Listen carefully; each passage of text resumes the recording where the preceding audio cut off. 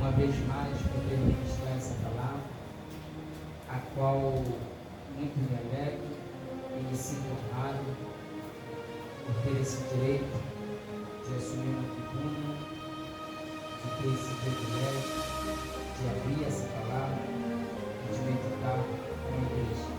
Abre comigo no livro de Marcos, o Evangelho segundo escreveu Marcos, capítulo de número 9, leamos a partir do verso de número 14. Marcos 9, 14, que tem como epígrafe o jovem lunático. Marcos 9, 14. Vamos ler esse texto e creio que o Senhor Deus, uma vez mais, estará falando ao seu coração através desta palavra. Marcos 9, 14, diz assim a palavra do Senhor. Acharam? E quando se aproximou dos discípulos, viu ao redor deles grande multidão, e alguns escribas que disputavam com eles. E logo toda a multidão, vendo-o, ficou espantada, e correndo para ele, o saudaram. E perguntou aos escribas: que é que discutis com eles? E um da multidão, respondendo, disse: Mestre, trouxe-te o meu filho, que tens um espírito mudo, e este, onde quer que o apanhe, despedaça, e ele espuma, arranca os dentes, e vai se secando. E eu disse aos teus discípulos que expulsassem, e não puderam. E ele respondeu e disse: ó geração incrédula, até quando estarei convosco? Até quando vos sofrereis ainda? Trazei-o. E trouxeram-lhe, e quando ele o viu, logo o espírito agitou com violência, caindo endemoniado por terra, revolvia-se espumando. E perguntou ao pai dele: quanto tempo que lhe acontece que lhe sucede isso? E ele disse-lhe: desde a infância, e muitas vezes eu tenho lançado no fogo na água para destruir. Mas se tu podes fazer alguma coisa, tem compaixão de nós e ajuda-nos. Jesus disse: se tu podes crer, tudo é possível ao que logo o pai do menino, clamando com lágrimas, disse: eu creio, Senhor, ajuda a minha incredulidade. E Jesus, vendo que a multidão corria, repreendeu o espírito imundo, dizendo: espírito imundo e surdo, eu te ordeno, sai dele, e não entres mais nele. E ele, clamando e agitando com violência, saiu e ficou o menino como morto, de tal maneira que muitos diziam que estava morto. Mas Jesus, tomando-o pela mão, o ergueu, e ele se levantou. E quando entrou em casa, os discípulos lhe perguntaram à parte: por que não podemos expulsar? E disse-lhes: esta carne não pode sair com coisa alguma, a não ser com oração e jejum. Amém? Podeis tomar assento. Obrigado. O texto é conhecido, como sempre falo, eu que não sei pregar, sempre procuro os textos mais conhecidos, de mais fácil entendimento, para que a gente consiga desenvolver a mensagem com mais facilidade. A gente observa dentro desse texto que Jesus ele não estava em cena, Jesus ele não estava presente. Alguém que existia uma dificuldade em casa, alguém que existia um filho em casa que era possuído por um demônio, entendendo e percebendo e vendo o que estava acontecendo na cidade, vendo o que estava acontecendo naquelas redondezas, que milagres estavam sendo realizados, que de quando em quando alguém estava contando algum caso, de quando em quando alguém estava mencionando acerca de alguma coisa que foi curada, que foi liberta, que foi transformada. E esse pai desse menino, quem sabe que ele passou lá por Jairo e viu o que aconteceu com Jairo, quando a filha de Jairo foi curado. Quem sabe que o pai desse menino, ele teve a oportunidade também de conhecer de perto a história da mulher que estava com fluxo de sangue. Quem sabe que o pai desse menino também ouviu o caso de Bartimeu, que estava à beira do caminho, e de repente Jesus passa, manda chamá-lo, e Jesus cura a sua cegueira. A cegueira de Bartimeu era uma cegueira diferenciada, porque ele não tinha o globo ocular.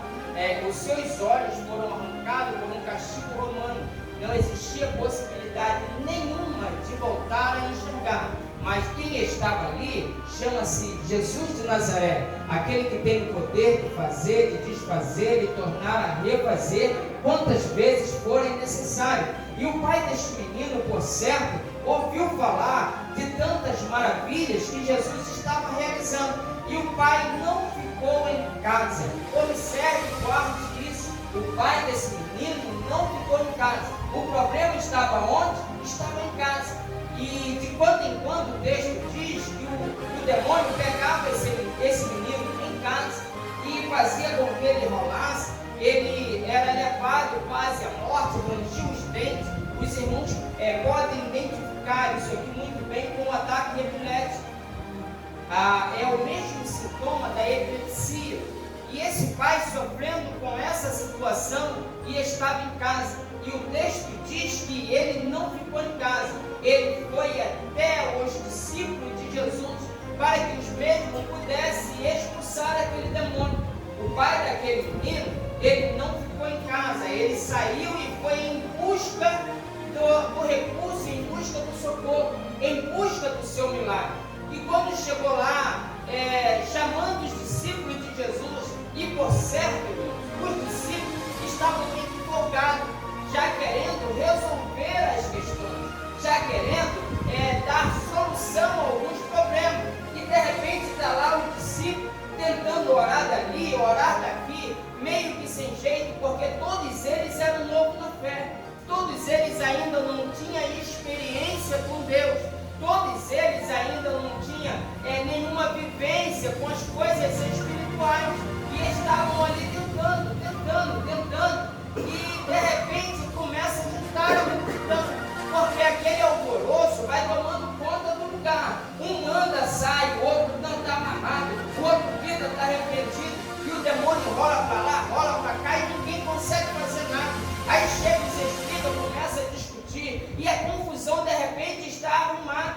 E de repente quem vai chegando serenamente, entrando no meio da multidão, procurando saber o que estava acontecendo. Jesus ele começa a entrar e quando a multidão percebe que Jesus estava chegando, diz o texto que saudaram a Jesus. Em outras traduções o texto diz que receberam com alegria, glorificado o seu nome, receberam com alegria, porque Jesus estava chegando. E quando Jesus entra no meio daquela multidão, Jesus logo pergunta: o que está acontecendo aqui? O que vocês estão fazendo? Qual é a discussão? Por certo, Jesus sendo Deus, sendo dentro da sua onisciência, ele sabia exatamente o que estava acontecendo, sim ou não? Sim. Mas preste atenção, existem detalhes na nossa caminhada que Deus sabe o que estamos passando. Deus sabe do meu sofrimento, Deus sabe da minha dor, mas Deus ele quer ouvir dos meus lábios. Deus ele quer ouvir lá de dentro da minha alma, se realmente eu confio e acredito nele ou não. Porque nós só contamos para alguém quando confiamos na pessoa. Nós só falamos para alguém quando achamos que a pessoa tem condições de nos ajudar, de nos atender. Por exemplo, eu vou olhar para o Honorado e vou pedir ele 10 mil reais, porque eu sei que ele tem condições de me atender. Glória a Deus. É uma posse, cara. Amém? Então eu só vou pedir a quem pode me ajudar. E o texto aqui, observe que esse pai do menino, ele saiu de casa, ele foi até os discípulos e abriu a boca. Jesus, quando entra no meio daquela situação, Jesus já sabia, Jesus simplesmente podia chegar, repreender o demônio e acabar com aquilo ali, mas não. Jesus